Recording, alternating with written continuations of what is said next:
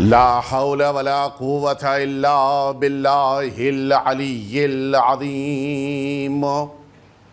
حسبنا الله ونعم الوكيل. نعم المولى ونعم النصير. أعوذ بالله من الشيطان الرجيم. بسم الله الرحمن الرحيم. الحمد لله رب العالمين والعاقبة للمتقين، ثم الصلاة والسلام والتحية والإكرام على سيد الأنبياء والمرسلين سيدنا ومولانا أبي القاسم محمد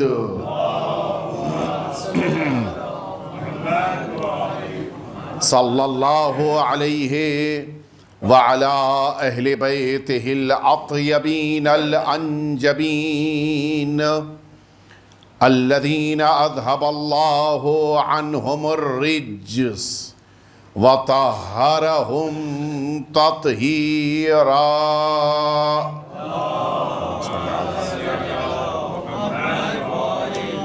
لا سيما الإمام المبين بقية الله في الأرضين، أرواحنا وأرواح العالمين لتراب مقدمه الفداء، واللعنة الدائمة الباقية على أعدائهم أجمعين. أما بعد، فقد قال رسول الله صلى الله عليه وآله: المهدي من ولدي اشبہ الناس بی خلقا و خلقا. ایک دفعہ مل جل کے آپ سبھی ہزار صلوات بھیج دیجئے.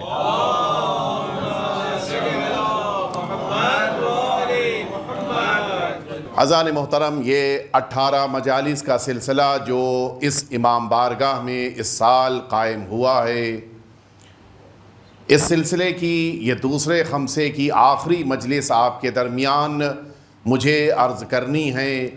وہ برادران جو مسلسل ان مجلسوں میں شرکت کر رہے تھے کہ جس سلسلے کی آج مجھے آخری مجلس آپ کے درمیان پیش کرنی، البتہ یہ عرض ذہن میں رہے یہ مجلسیں 18 دنوں کی ہیں، آج 10ویں مجلس ہے، یعنی اس طرح سے ابھی 8 مجلسیں اور ہیں اور یہ سلسلہ جاری رہے گا انشاءاللہ. کل سے آپ حضرات جو مجلسیں ہیں ان میں بھی اسی انداز میں شرکت کرتے ہوئے جناب سیدہ کو ان کے بیٹے کا خاص طور سے پرسہ ضرور دیں گے. میں عرض کروں گا آپ کی خدمت میں کہ ان تاریخوں کا تعلق جناب سیدہ سے ہے، اور جناب سیدہ کی مظلومیت کو یاد کرنا اور جناب سیدہ کی مظلومیت پر خود آنسو بہانا یہ ایک بہت عظیم توفیق پروردگار ہے.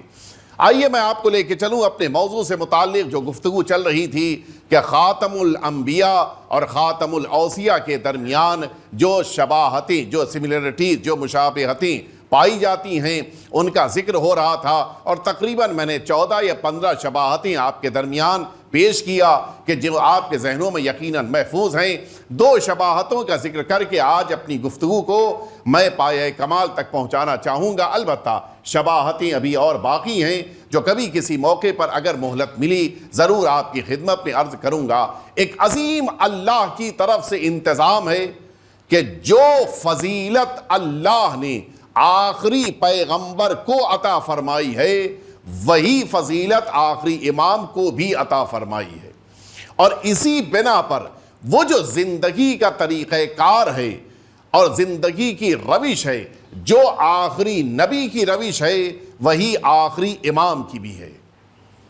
یہ دونوں چیزیں آج مجھے آپ کے سامنے عرض کرنی ہے. 2 شباہتیں جن میں سے ایک فضیلت جو اللہ نے عطا فرمائی اور ایک روش کے جو ان دونوں معصوم ہستیوں کی حیات طیبہ میں ہے.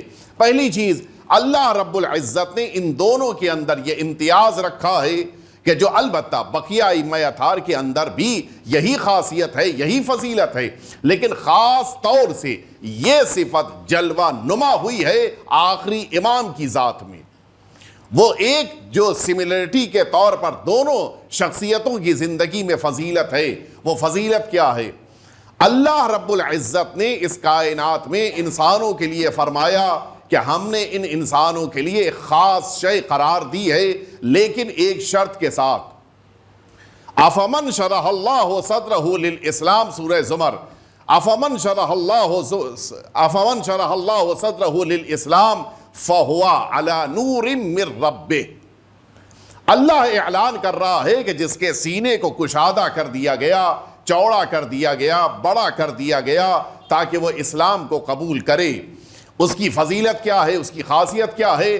وہ اب اس دنیا میں اپنے رب کے نور کے ذریعے سے آگے بڑھ رہا ہے۔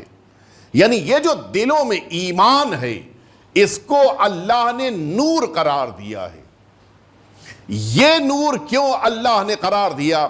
اس کی بنیادی وجہ یہ ہے کہ اللہ نے اپنی ذات کو نور کہا ہے۔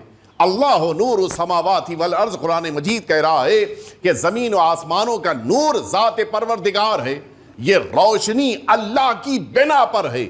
اگر ذات پروردگار نہ چاہے تو اس کائنات میں کوئی روشنی، کوئی نور نہیں ہو سکتا۔ اور اسی طرح سے اللہ رب العزت نے اپنے نبی کو بھی نور قرار دیا ہے۔ قد جاءکم من اللہ نور و کتاب مبین، اللہ کی بارگاہ سے نور اور کتاب مبین یعنی روشن کتاب آئی ہے۔ یہ دو اللہ نے اپنی بارگاہ سے، نور پیغمبر کو بھی بھیجا اور کتاب کو بھی مبین بنا کر بھیجا۔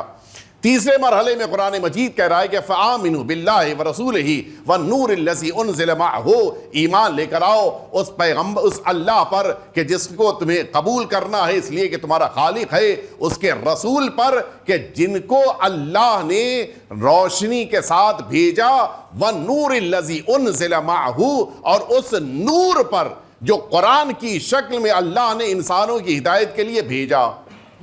یعنی اللہ بھی نور ہے، رسول اللہ بھی نور ہے، اور اللہ کی کتاب بھی نور ہے۔ یہاں تک تو بات ٹھیک ہے۔ ایک اور آیہ شریفہ کہ جو اتفاق یہ ہے، بہت کم ایسے موقع ہیں کہ جہاں قرآن مجید میں ایک بات کو سمجھانے کے لیے دو آیتیں آئی ہوں، بہت کم ایسا ہوا ہے۔ البتہ بہت سارے مواقع پر دو سے زیادہ بھی، مثلاً قرآن مجید کہہ رہا ہے کہ فَبِأَيِّ آلَاءِ رَبِّكُمَا تُكَذِّبَانِ، یہ بار بار آیا، لیکن یہ جو آیہ شریفہ میں عرض کر رہا ہوں وہ الگ الگ سوروں میں اللہ نے ایک معنی کو رکھتے ہوئے قرار دیا ہے۔ سورہ توبہ میں اللہ رب العزت کہہ رہا ہے کہ یہ لوگ جو دنیا میں موجود ہیں ان کی ایک عجیب خاصیت ہے، بالکل انسانوں کے مزاج کے برعکس۔ وہ خاصیت کیا ہے؟ قرآن مجید کہہ رہا ہے کہ یہ وہ افراد ہیں کہ جن کے درمیان اللہ کی طرف سے نور آیا، لیکن یہ کیا کرتے ہیں؟ یریدون ان یطفئوا نور اللہ بافواہہم، اللہ کی بارگاہ سے آنے والے نور کو یہ اپنی پھونک کے ذریعے، یہ جب انسان اپنے منہ سے ہوا نکالتا ہے اس کو پھونک کہتے ہیں، وہ اپنی پھونک کے ذریعے سے اس اللہ کی روشنی کو ختم کرنا چاہتے ہیں۔ یہ سورہ توبہ میں فرمایا۔ اسی طرح سے دوسرے سورہ صف میں بھی پروردگار عالم نے، بظاہر صف میں ہے یا کسی دوسرے سورہ، میرے ذہن میں سورہ کا نام نہیں ہے، اللہ رب العزت کہتا ہے کہ یریدون لیطفئوا نور اللہ بافواہہم، یہ اپنی پھونکوں سے چاہتے ہیں کہ اللہ رب العزت کی طرف سے آنے والے نور کو خاموش کر دیں۔ ذرا سا ڈیفرنس ہے، وہاں پر ان ہے، یہاں پر لے ہے، بس اور کوئی فرق نہیں ہے۔ اس کے بعد آیہ شریفہ کہتی ہے کہ واللہ متم بنورہ، اللہ اپنے نور کو مکمل کرنے والا ہے، ولو کرہ الکافرون ولو کرہ المشرکون، دو جگہوں پر یہ دونوں لفظیں آئیں کہ چاہے مشرک اور کافر اس بات کو ناپسند کریں کہ نور پروردگار خاموش کرنا چاہا لیکن اللہ نے مکمل کر دیا۔ اب میں آپ، چونکہ مجمع میرے سامنے پوری توجہ کے ساتھ سنا ہے لہٰذا میں جملہ آپ کے سامنے پیش کر رہا ہوں، غور فرمائیں آپ۔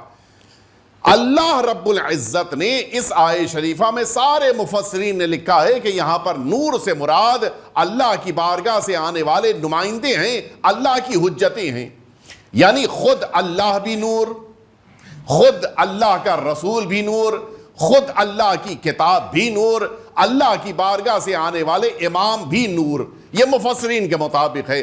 آپ نے توجہ فرمائی، اتنے سارے نور جب جمع ہو جاتے ہیں تب یہ انسان پر نور دل والا کہلاتا ہے۔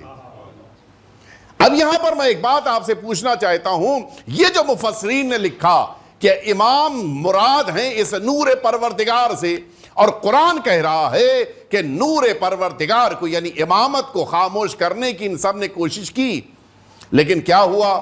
نور کو اللہ نے خاموش نہیں ہونے دیا۔ کوشش کس نے کی ہے؟ وَلَوْ كَرِهَ الْكَافِرُونَ، چاہے جتنا ناپسند کریں کافر، وَلَوْ كَرِهَ الْمُشْرِكُونَ، جتنا ناپسند کریں مشرک۔ میں ایک بات آپ سے پوچھ رہا ہوں، آپ توجہ فرمائیں، اگر نور امامت کو خاموش کرنے کی کوشش ہوئی تو کس نے خاموش کرنے کی کوشش کیا؟ بعد پیغمبر ائمہ اطہار سے جتنی جنگیں ہوئی ہیں، کسی ایک بھی جنگ میں سامنے کافر نہیں آیا ہے۔ جتنی جنگیں ائمہ اطہار سے ہوئی ہیں، سرکار امیر المؤمنین سے 3 جنگیں ہوئی ہیں بڑی، البتہ چھوٹی جنگیں بھی ہیں، 3 بڑی جنگیں ہیں، صفین ہے، نہروان ہے اور جمل ہے۔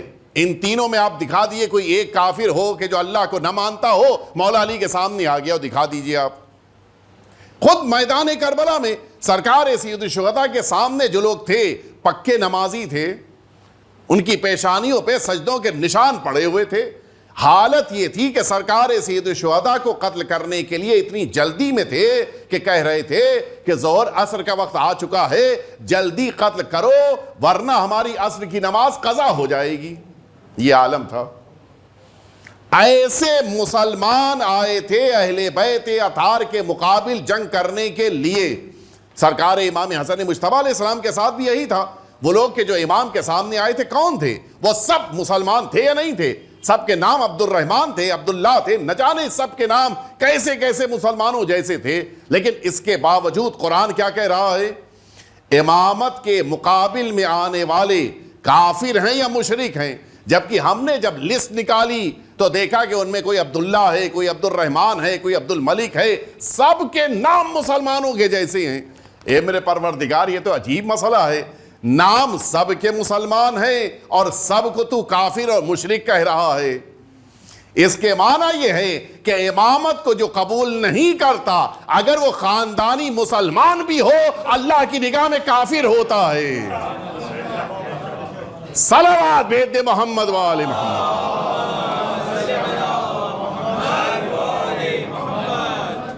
امامت کو قبول کرنا ہی اصل ایمان ہے، اصل اسلام یہی ہے، ورنہ پھر انسان کا اسلام اور ایمان اس کے کسی کام اور فائدے کا نہیں ہے۔ آئیے میں آپ کو لے کے چلوں جہاں تک میں لے کے آنا چاہ رہا تھا۔ اللہ نے اپنے رسول کو بھی نور کہا اور ائمہ اطہار کو بھی نور کہا، لیکن 2 شخصیتیں، پہلے رسول اور آخری امام، ان 2 شخصیتوں کو خاص طور سے نور اللہ کہا گیا ہے۔ یہ اللہ کا نور ہے جو اس روئے زمین پر ہیں۔ آخری امام کی زیارت میں بھی آپ یہ جملہ پڑھتے ہیں، السلام علیک یا نور اللہ فی ارض، اے نور پروردگار زمین پر، آپ پر میرا سلام۔ اور فرما رہے ہیں آپ، آخری امام اور پہلے پیغمبر جو آخری پیغمبر ہیں، ان کے درمیان سب سے بڑا امتیاز یہ، البتہ سارے معصومین نور ہیں، ان کے درمیان کوئی ایک بھی ایسی ذات نہیں کہ جو نور نہ ہو، لیکن خاص طور سے اللہ نے آخری امام کو نور کہا ہے۔ اور اب میں ایک مرحلے تک آپ کو لے کے آ گیا۔ اگر آپ غور فرمائیں، قرآن کہہ رہا ہے کہ کچھ لوگ نور پروردگار سے دشمنی رکھتے ہیں۔ آپ غور کیجئے، کوئی ہے آپ میں سے، آپ ہی کی بات نہیں ہے، ساری دنیا سے میں پوچھنا چاہتا ہوں، کوئی ہے جس کو اندھیرے سے محبت ہو؟ نہیں، سب بے چین ہو جاتے ہیں۔ ابھی ذرا سی دیر کے لیے لائٹ چلی جائے کیا عالم ہوگا؟ بے چین ہے، گھبراہٹ ہے، اضطراب ہے، ایک عجیب کیفیت ہوگی۔ قرآن کہہ رہا ہے کہ کچھ لوگ نور کو خاموش کرنا چاہتے ہیں، جبکہ ہم پریکٹیکلی دنیا میں دیکھتے ہیں کہ ہر ایک کو لائٹ سے محبت ہوتی ہے، روشنی سے ہر ایک کو محبت ہوتی ہے. یہ دو الگ الگ باتیں کیوں؟ ایک ریزن ہے. اگر آپ غور کیجئے تو صبح میں اگر آپ مثلا ایک دن آفس نہ جائیں اور کسی بھیڑ بھاڑ والے محلے میں جا کر کرسی لگا کر بیٹھ جائیے, ہر ایک ہے کہ جو اپنے گھر سے تیار ہو کے نکلا ہے آفس جا رہا ہے. کیوں؟ کیا ہوا؟ کام کرنے جا رہے ہیں. کسی کی ڈیوٹی ہے, کسی کی شاپ ہے, کسی کا بزنس ہے, کسی کی جاب, سب الگ الگ کام کرنے جا رہے ہیں. شام کو یہی مجمع واپس آ رہا ہے. یہ کیا ہوا بھائی؟ آپ کام کرنے گئے تھے تو کام کرتے رہتے, 4 دن 6 دن 8 دن 1 مہینہ 2 مہینہ کام کرتے. کہا نہیں, رات آتی ہے تو ہر ایک کو گھر جا کے آرام کرنے سے محبت ہوتی ہے. اپنا کام بند کیا, دکان کلوز کی, اپنے گھر واپس آ رہے ہیں. اچھا ایسی بات ہے. کہاں؟ پھر کب نکلیں گے؟ کل صبح پھر نکلیں گے جب روشنی پھیل جائے گی. یہاں تک تو آپ میرے ساتھ ہیں.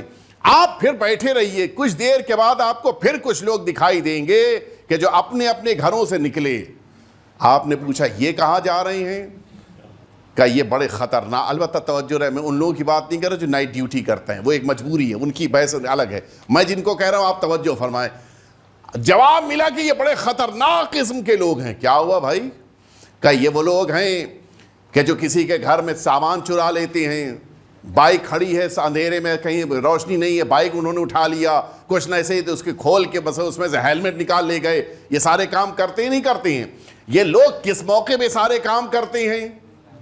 روشنی میں نہیں کرتے ہیں, اندھیرے میں کرتے ہیں. نتیجہ یہ ہے کہ ایسے مزاج والوں کو روشنی سے نفرت ہوتی ہے, اندھیرے سے محبت ہوتی ہے. آپ سمجھے, 2 طرح کے لوگ دکھائی دے رہے ہیں. ایک صبح سے لے کے شام تک کام کرنے والے, ایک رات سے لے کے صبح تک کام کرنے والے. لیکن جو صبح میں روشنی میں کام کرتا ہے وہ شریف ہوتا ہے, جو اندھیرے میں کام کرتا ہے وہ شریر ہوتا ہے. تو دنیا میں 2 طرح کے افراد ہیں. جو شریف مزاج کے ہیں انہیں روشنی سے محبت ہے, جو شریر مزاج کے ہیں انہیں اندھیرے سے محبت ہے. اب کیوں نور اہل بیت کو خاموش کرنا چاہتے ہیں؟ وجہ یہی ہے, جو شریف ہیں وہ اہل بیت کے ساتھ کھڑے ہیں, جو شریر ہیں وہ سامنے کھڑے ہوئے ہیں.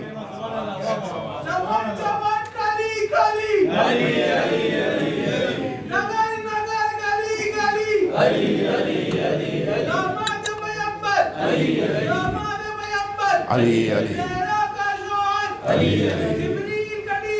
علی علی جنت میں ملیں گے, علی علی ہر دل میں ملیں گے, علی علی نیبر کا مالک, علی علی خندق کا مالک, علی علی کتوں کو توڑا, علی علی زور سے بولو, علی علی سب مل کے بولو, علی علی نعرہ.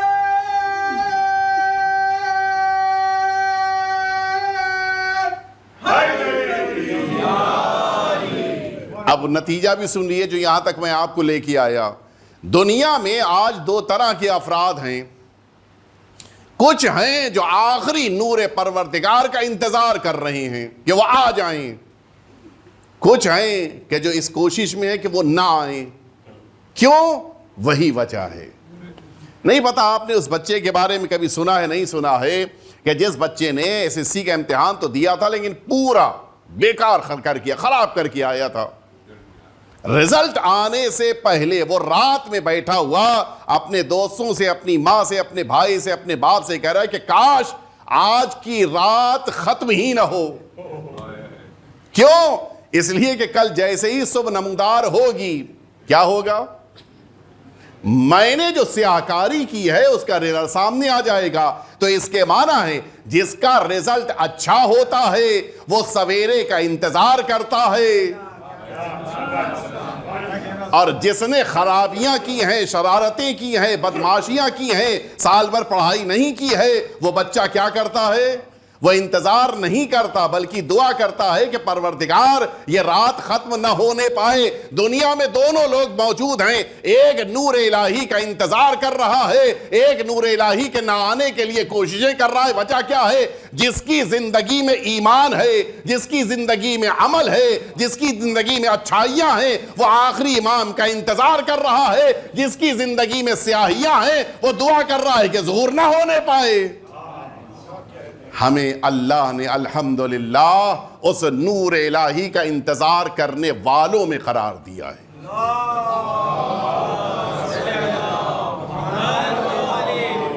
اور اب اسی بات سے میں اگلے مرحلے تک آپ کو لے کے آ گیا۔ البتہ میں عرض کر دوں آپ کی خدمت میں، یہ میں نے جو تمہید عرض کی ہے وہ اس تفسیر کی بنا پر ہے جو اسی آیت شریفہ کے ضمن میں ہے۔ اللہ رب العزت میں جلدی عرض کر دوں، میرے پاس وقت کم ہے، آج زیادہ باتیں عرض کرنی ہیں۔ اللہ رب العزت نے اسی آیت شریفہ میں کیا فرمایا؟ یریدون لیطفئوا نور اللہ، یریدون لیطفئوا نور اللہ بافواہہم واللہ متم بنورہ۔ یہاں پر ایک دفعہ اللہ نے کہا نور پروردگار، یعنی نور کو اللہ کی طرف مضاف کر کے بتایا جو ظاہر نور ہے، اور دوسری طرف یہ نہیں کہا کہ نور پروردگار، بلکہ کہا کہ اس کا نور کہ جو پوشیدہ ہے۔ یہاں پر دونوں امامتوں کا ذکر اللہ نے کیا ہے، ان 11 اماموں کا بھی ذکر کیا جو انسانوں کے درمیان ہیں، اس آخری امام کا بھی ذکر کیا ہے کہ جو لوگوں کی نگاہوں سے پوشیدہ ہو کے غیبت میں ہیں۔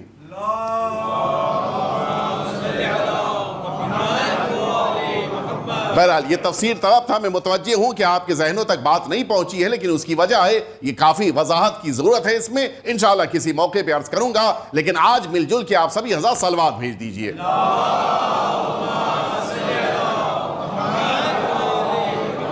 میں نے عرض کیا کہ جس کی زندگی میں اچھائیاں تھیں وہ آخری امام کے ظہور کا انتظار کر رہا ہے، اور جس کی زندگی میں خرابیاں ہیں وہ کبھی نہیں کہتا کہ امام آ جائیں۔ ہمارا ظہور کا انتظار بتا رہا ہے کہ ہم نے کسی امام کا قتل نہیں کیا ہے۔ اگر یقین، آج یہی تو الزام ہے نا کہ انہوں نے میدان کربلا میں امام حسین کو قتل کیا اور آج ان کا انتظار کر رہے ہیں، یہ لوگ وہ ہیں کہ جو امام حسین کے قاتل ہیں، آج ماتم کر رہے ہیں، یہی تو الزام ہے نا۔ یقین جانیں اگر ہم میں سے کسی ایک نے بھی امام حسین کے قتل میں شرکت کی ہوتی تو کبھی اس کا انتظار نہ کرتے کہ جو خون حسین کا انتقام لینے آ رہے ہیں۔ کوئی اپنے خلاف آنے والے کا انتظار نہیں کرتا ہے، ہمارا انتظار بتا رہا ہے کہ ہم امام حسین کے قتل کرنے والوں میں شامل نہیں ہیں، بلکہ جو نہیں انتظار کر رہے ہیں پھر وہ ثبوت دیں کہ ان کا تعلق تو نہیں کہیں امام حسین کے قاتلوں سے ہے۔ ہمیں ثبوت دینے کی ضرورت نہیں ہے، ہمارا کوئی تعلق امام حسین کے قتل سے نہیں ہے، اور اسی لیے میں آخری شواہد تک آپ کو لے کے آ گیا۔ سرکار سید الشہداء ایک ایسا نقطہ اتحاد ہیں، شاید میں اس لفظ کو واضح نہ کر پاؤں اس وقت، لیکن اس کو آپ کے ذہنوں تک پہنچا رہا ہوں، کسی موقع پہ عرض کروں گا۔ سرکار سید الشہداء ایک ایسا نقطہ اتحاد ہیں کہ جن کی ذات پر پہلے معصوم بھی جمع ہیں اور جن کی ذات پر آخری معصوم بھی جمع ہیں۔ کیوں یہ جملہ کہہ رہا ہوں؟ سب سے زیادہ جس ذات نے امام حسین پر گریہ فرمایا ہے وہ آخری امام ہے، سب سے زیادہ۔ جتنا وقت گزرتا جا رہا ہے اتنا ہی زیادہ امام کا گریہ بھی ہے، اور اسی طرح سے سرکار سید الشہداء کی وہ ذات کہ جن پر رسالت مآب نے بھی آنسو بہائے ہیں۔ میں پہلے آپ کی خدمت میں صرف 3 روایتیں جلدی عرض کر دوں کہ رسالت مآب نے امام حسین پہ کس طرح سے گریہ کیا۔ 3 روایتیں عرض کر رہا ہوں میں۔ پہلی روایت سرکار امیر المؤمنین حضرت علی ابن ابی طالب علیہ السلام کی ہے۔ آپ نے فرمایا کہ جس موقع کے پر سرکار سید الشہداء دنیا میں تشریف لائے، رسالت مآب نے اپنے دست مبارک میں امام حسین کو لیا، اور جیسے ہی آپ کا بوسہ لیا آپ نے گریہ فرمایا۔ امام حسین کی محبت کا تقاضا یہ ہے کہ خوشی کے موقع پر بھی حسین کے لیے آنکھوں میں آنسو آنے چاہیے۔ امام حسین کی ولادت کے موقع پر سرکار رسالت مآب گریہ فرما رہے ہیں۔ یہ پہلی روایت، وہ تفصیل نہیں جاؤں گا، تفصیل شاید آپ کے ذہنوں میں ہو، لہٰذا اس طرف نہیں لے کے جا رہا ہوں۔ دوسری روایت خود اس بیوی سے ہے کہ جس بیوی کو آپ جانتے ہیں اردو زبان میں بی بی اور بیوی میں فرق ہے۔ بی بی محترمانہ طور پہ کہا جاتا ہے اور بیوی بہرحال اتنے احترام کے ساتھ نہیں کہا جاتا۔ میں کہہ رہا ہوں رسول اللہ کی وہ بیوی کہ جو امیر المؤمنین کے سامنے آئیں، ان کا بیان ہے اگر سمجھ گئے ہوں تو صلوات بھیج دیجئے۔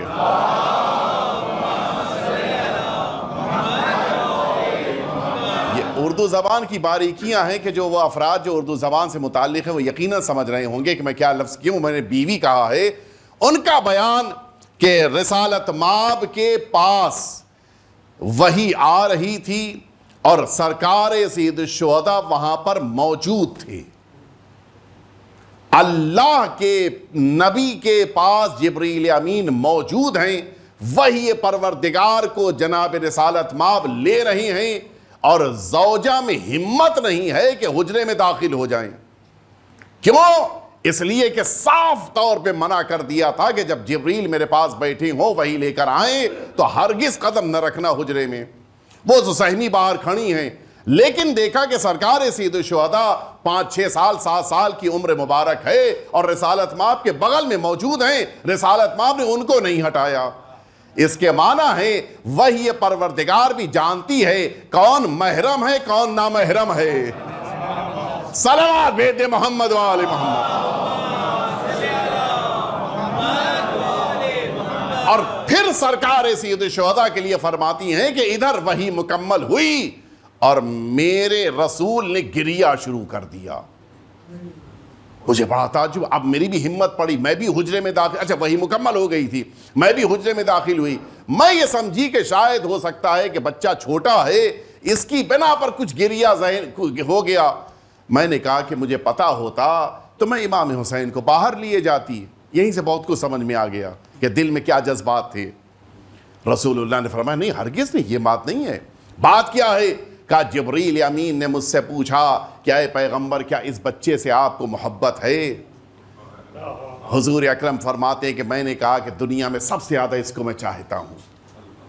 جبریل امین نے کہا کہ اے پیغمبر یہی وہ بچہ ہے جو میدان کربلا میں آپ کے دین کے لیے خود کو قربان کرے گا اور آپ کے امتی اسے قتل کریں گے۔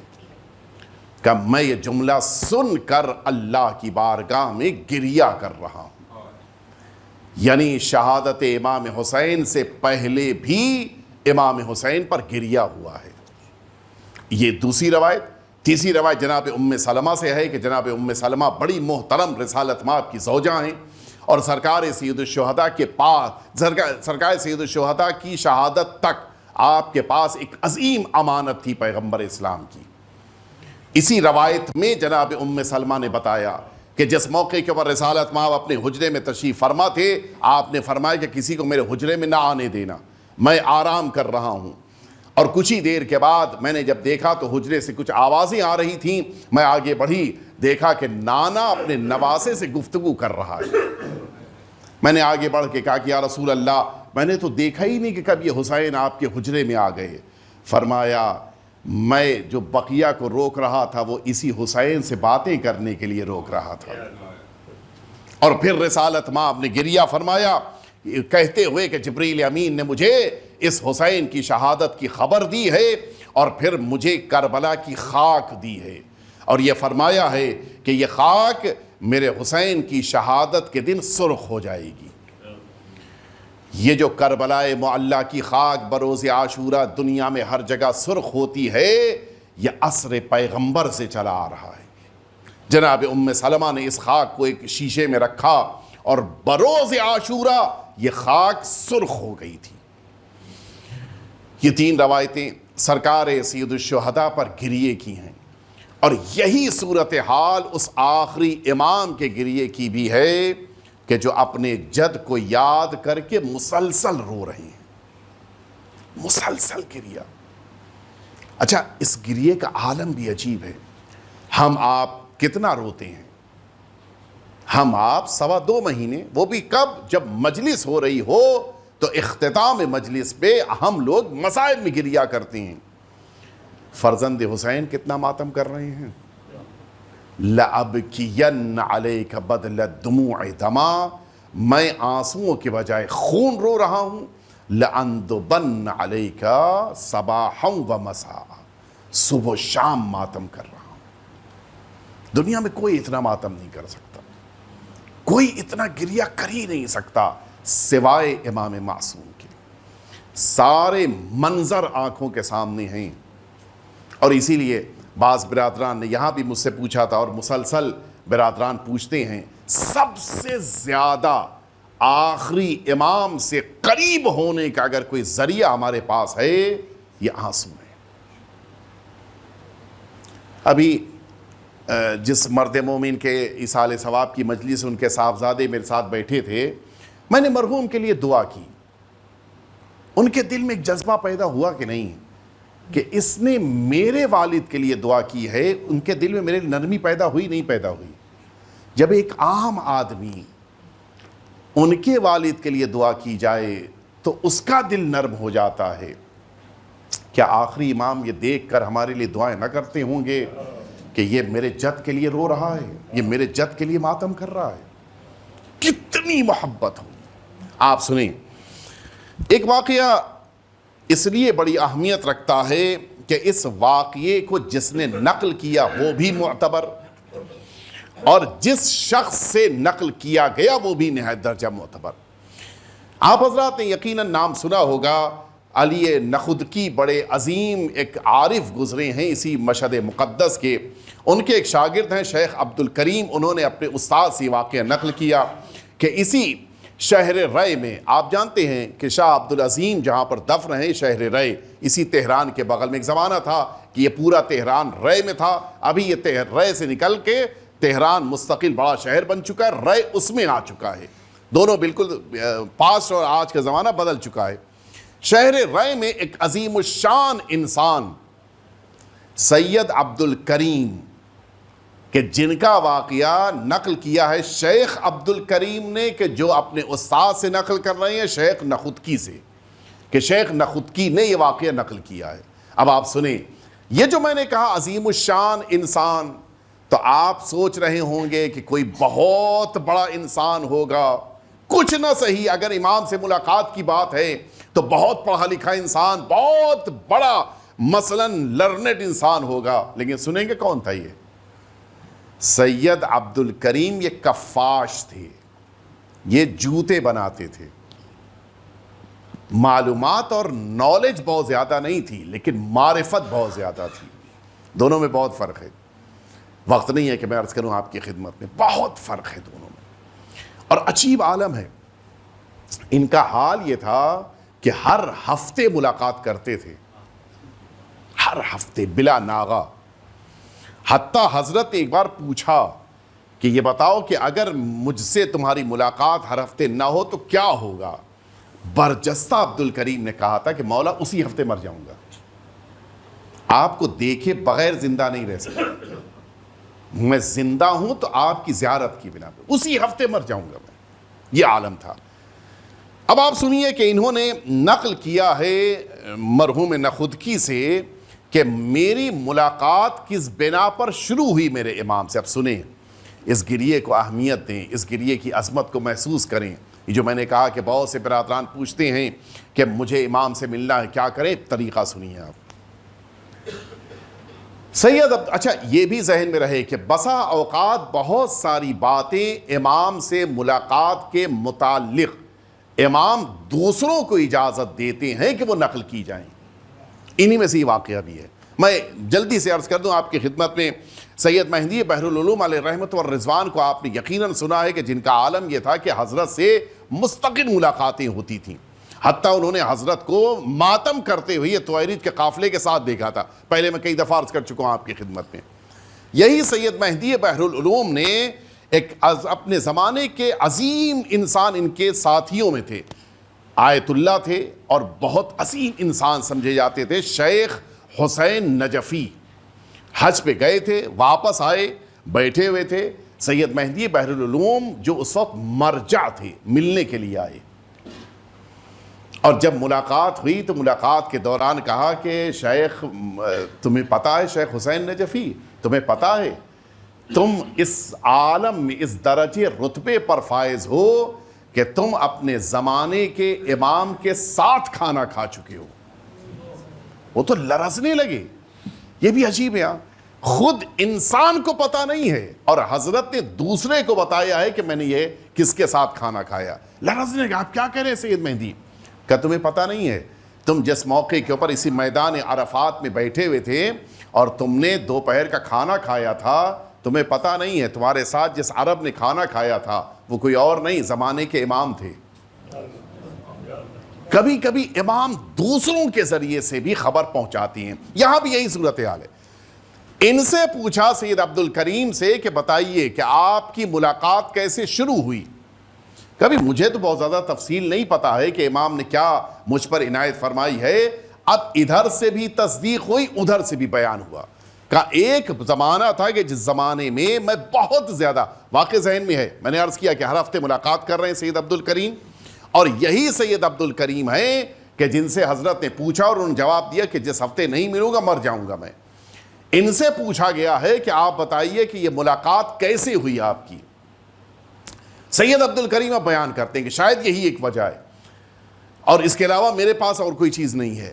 سید عبد الکریم کہتے ہیں کہ میں ایک زمانے میں بہت زیادہ اس بات کے لیے بے چین تھا کہ میری ملاقات میرے امام سے ہو جائے، کہ صبح و شام میں بے چین رہتا تھا، کہ یہاں تک کہ میں نے اپنے جد رسالت مآب سے توسل کیا۔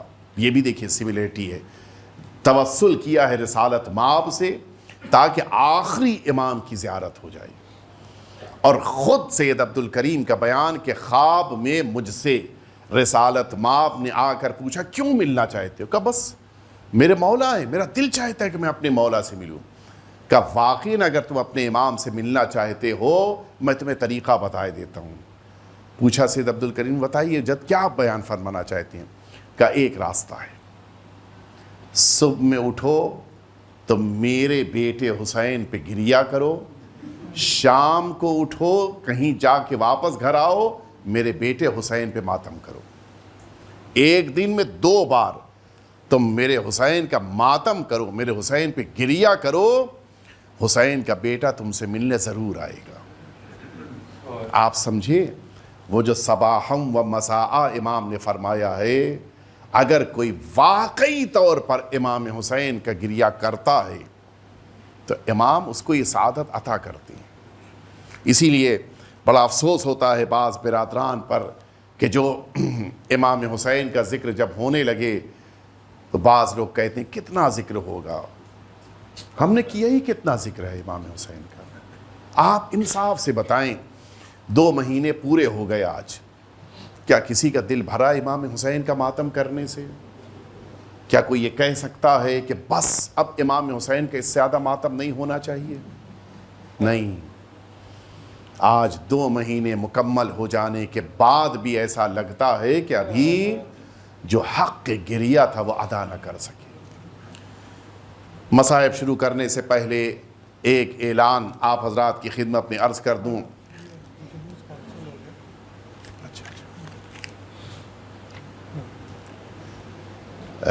اعلان یہ ہے کہ ارجنٹ اناؤنسمنٹ، جلوس آف محسن ابن علی علیہ السلام for gents tomorrow has been cancelled on request of senior inspector due to Ganpati. بہرحال آپ حضرات اگر اس جلوس میں شرکت نہیں، اگر آپ لوگ کل جلوس میں شرکت نہیں کر پائیں گے، لیکن بہرحال آپ یہاں پہ تشریف لائیں گے اور انشاءاللہ جناب محسن کی شہادت سے متعلق مجلس کل یہیں پر برپا ہوگی، جو 9 بجے انشاءاللہ لیڈیز اور جینٹس میں منعقد ہوگی۔ مولانا نسیم حسن صاحب آپ کے درمیان خطاب فرمائیں گے اور کل سے ان کا خمسہ بھی یہاں پہ آغاز ہوگا۔ آپ حضرات ضرور اس میں شرکت فرمائیں۔ حقیقت یہ ہے کہ جناب محسن بڑے مظلوم شہید ہیں۔ جناب سیدہ کی بارگاہ میں ہم سبھی کو آج کی شب سے پرسہ دینا چاہیے۔ وہ جو مظالم اہل بیت اطہار پہ ڈھائے گئے ہیں، ان مظالم میں عجیب انفرادیت ہے۔ میدان کربلا میں کڑی الجوان کے علی اکبر شہید کیے گئے کہ جو امام حسین کے بیٹے ہیں۔ اسی میدان کربلا میں جناب قاسم شہید ہوئے 14 سال کے، جو امام حسن کے بیٹے ہیں۔ اسی میدان کربلا میں 9-10 سال کے اون اور محمد شہید ہوئے کہ جو جناب زینب کے نونہال ہیں۔ اسی میدان کربلا میں 6 ماہ کے علی اصغر شہید ہوئے کہ جو امام حسین کے بیٹے ہیں۔ لیکن یہ سب وہ ہیں کہ جو دنیا میں آنے کے بعد شہید ہوئے ہیں، لیکن ایک وہ ننھا محسن ہے جو ابھی دنیا میں بھی نہیں آیا تھا۔ وہ جو جناب سیدہ کا آخری بیٹا تھا وہ دنیا میں آنے سے پہلے شہید ہوا ہے۔ ہاں عزاداروں، شاید یہی وجہ ہے کہ میدان محشر میں سب سے پہلے جناب محسن کی فریاد کو لے کر جناب خطیۃ الکبریٰ آئیں گی۔ آپ کو شاید یہ لفظ تعجب والا لگ رہا ہو، میدان محشر میں کیوں جناب ام المومنین خطیۃ الکبریٰ ہیں کہ جو جناب محسن کو لے کے آ رہی ہیں، یہ ماں اپنے بچے کو لے کے کیوں نہیں آ رہی ہے؟ نگاہیں تلاش کریں گی کہ آخر ماں کیوں نہیں اس بچے کو لے کے آئی۔ لیکن سنو گے عزاداروں، اب جو نظریں اٹھی معصومین کی تو دیکھا کہ یہ ماں آ رہی ہے، اپنے ساتھ ایک چھوٹے سے بچے کا جنازہ لے کے آ رہی ہے، لیکن یہ جنازہ محسن کا نہیں ہے، یہ ماں علی اصغر کا جنازہ لے کے آ رہی ہے، اور آواز دیں گے اے میرے پروردگار، میرا محسن بھی مظلوم تھا، میرا اصغر بھی مظلوم تھا، ان دونوں کے لیے ایک کو میری ماں لے کے آئی ہے، ایک کو میں لے کے آئی ہوں، اے میرے پروردگار مجھے محسن کا بھی انتقام چاہیے ہے، مجھے علی اصغر کا بھی انتقام چاہیے ہے۔ لیکن میں کہوں گا اے سیدہ، اپنے ان بچوں کے ساتھ ساتھ ان مظالم کا بھی تذکرہ کر دیجئے جو کل کے دن اسی مدینہ طیبہ میں آپ پہ ڈھائے گئے تھے، آپ کی پسلیاں شکستہ ہو گئی تھیں، آپ کا پہلو ٹوٹ گیا تھا، آپ ان کی بھی فریاد کیجئے۔ سنیں گے عزاداروں، کل ہی کا وہ دن تھا جب جناب سیدہ کے دروازے پہ لکڑیوں کو جمع کیا گیا اور پھر یہ آواز دی گئی اس گھر سے علی کو باہر نکالو ورنہ اس گھر میں ہم آگ لگا دیں گے۔ عزاداروں، عجیب جملہ ہے، میں عرض کر چکا ہوں، مرحوم شیخ عبدالزہراء کعبی نے یہ مسائب بیان کیے تھے سب سے پہلے، اور ان کے بعد پھر یہ دنیا والوں تک پہنچے ہیں۔ امام حسین نے خواب میں کہا تھا اے عبدالزہراء، تم سب کے مسائب پڑھتے ہو لیکن حسین کے بچپن کے مسائب نہیں پڑھتے ہو۔ عبدالزہراء نے پوچھا تھا آقا وہ کون سی مصیبت ہے میں نے کہیں نہیں دیکھی ہے؟ فرماتے ہیں آقا حسین اے عبدالزہراء، جس موقع کے اوپر میرے گھر کے دروازے پہ آگ لگائی گئی تھی، میری ماں کے اوپر دروازہ گرایا گیا تھا، میں اپنے بھائی حسن کے ساتھ اسی گھر کے ایک گوشے میں بیٹھا ہوا تھا، میری نگاہوں کے سامنے میری ماں کی توہین ہو رہی تھی۔ اور اس کے بعد جملہ سنیں گے، امام حسین فرماتے ہیں ہم نے اپنی جگہ سے اٹھنا چاہا تب تک دشمن گھر میں آ چکا تھا، بابا کے گلے میں ریسمان ظلم۔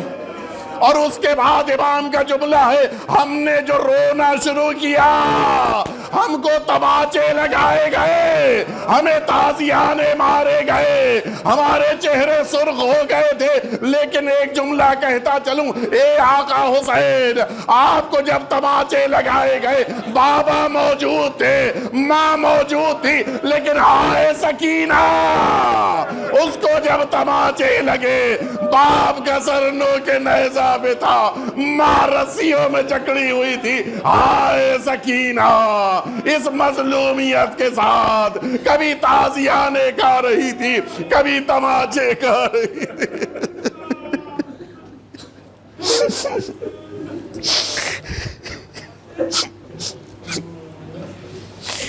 ألا لعنة الله على القوم الظالمين وسيعلم الذين ظلموا أي منقلب ينقلبون. إلهي بحق الزهراء وأبيها